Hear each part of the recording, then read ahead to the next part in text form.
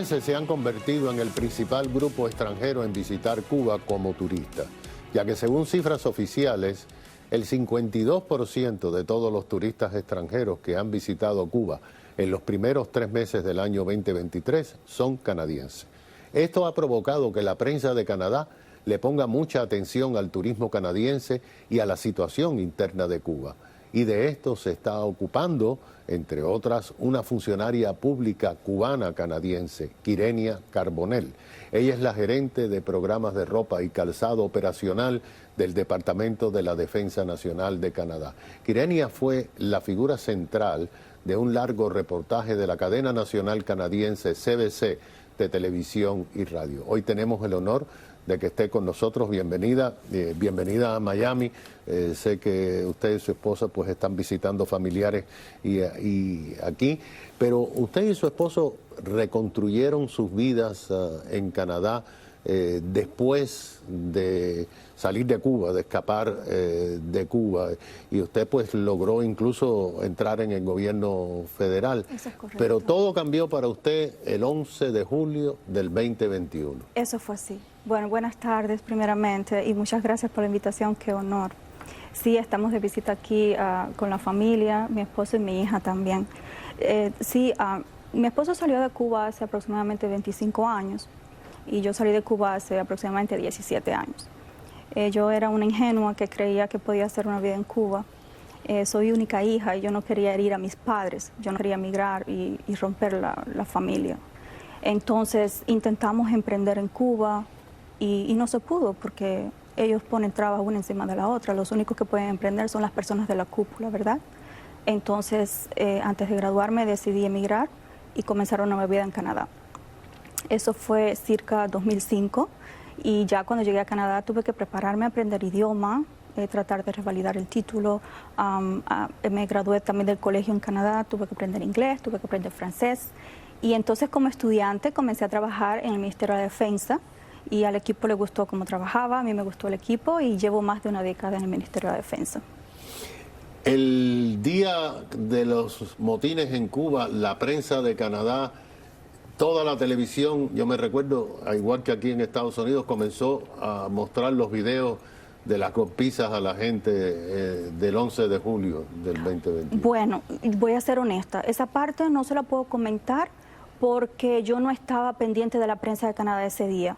Estábamos en la sala, recuerdo como si fuera ahora mismo, del 11 de julio, y cuando vimos eso le dije a mi esposo, vamos a la colina del Parlamento a manifestarnos nosotros también para apoyar a todos los valientes que en Cuba decidieron salir a la calle a pedir libertad.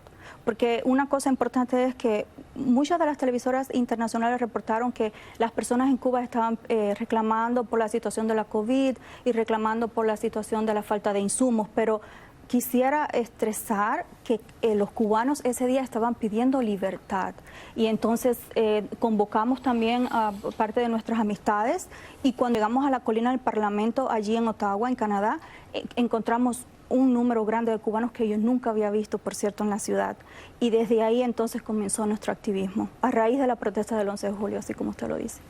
Bueno, usted fue una figura protagónica en este reportaje muy interesante de CBC, la cadena de broadcasting de Canadá, y dijo cosas, la verdad, que calaron en la opinión pública, porque habló incluso de su ciudad natal, su pueblo natal. Sí, de mi barrio, de la zona rural. Y usted dijo que usted es una guajira del campo. Sí, no, yo soy guajira del campo, aunque usted no lo crea. Y mi esposo es guajiro. De hecho, nosotros allá en Canadá nos dicen la guajira y el guajiro. Y yo vengo de la localidad de La Canela, que es un barrio en el norte, noreste, en el municipio Rafael Frera, en la provincia de Holguín. Y es cierto que cuando el periodista Ivan Dyer me contactó, que igual le agradezco mucho su sinceridad, le agradezco mucho que haya puesto en evidencia lo que está pasando en Cuba, y le agradezco que nos dé una voz a las personas comunes, averajes como nosotros, que no somos famosos, que no somos influencers, que tenemos una vida normal, que llevamos una vida normal. Y entonces él me contactó y como yo continúo la comunicación con la gente de mi barrio, como de 3 barrios vamos a decir, pues estoy al tanto de la crisis tan intensa que está llevando Cuba, a lo que se está enfrentando el cubano diariamente. Y entonces por eso que tuve material para explicarle a él la situación de mi barrio, pero por esta extensión es la situación en Cuba. Usted dijo, y algo que me llamó a mí mucho la atención, además tiene razón, porque cuando yo estaba dirigiendo Radio y TV Martí, encontramos eso. Se sabe muy poco del campo de Cuba. Se sabe muy Los guajiros no tienen voz. Porque somos penosos, porque a veces nos podemos sentir inferiores, porque las cámaras pueden aterrar si usted no está acostumbrado, si no vive de eso. Y son barrios marginales de cierta manera. Siempre se habla de la capital, pero eso sucede en muchos países, no solo en Cuba, pero en el interior se pasa mucho trabajo. En el interior se pasa mucho trabajo. Las personas piensan que porque somos del campo podemos criar y podemos sembrar, pero si el clima no coopera, no, es muy triste la situación en Cuba realmente. El turismo canadiense ha regresado masivamente, de hecho es el único salvavidas económico que tiene el régimen castrista. Mi punto, efectivamente, porque yo no quiero, por ejemplo, que mañana la noticia sea la situación en Cuba es por culpa del turismo canadiense, ¿verdad? No, esa no es la intención. Pero es que una cosa va con la otra, porque bien sabemos que el presupuesto que la dictadura militar totalitaria en La Habana designa para el turismo es casi del mismo tamaño del presupuesto de 4 y 5 otros ministerios, como el Ministerio de la Salud, como el Ministerio de Educación. Bien sabemos que nosotros los cubanos bien sabemos a dónde va a parar las inversiones de ese dinero que proviene del turismo. Va a parar a construir más hoteles, mientras todo en Cuba se derrumba, mientras las escuelas en Baracoa, una escuela en Baracoa que derrumbó y mató a una niña.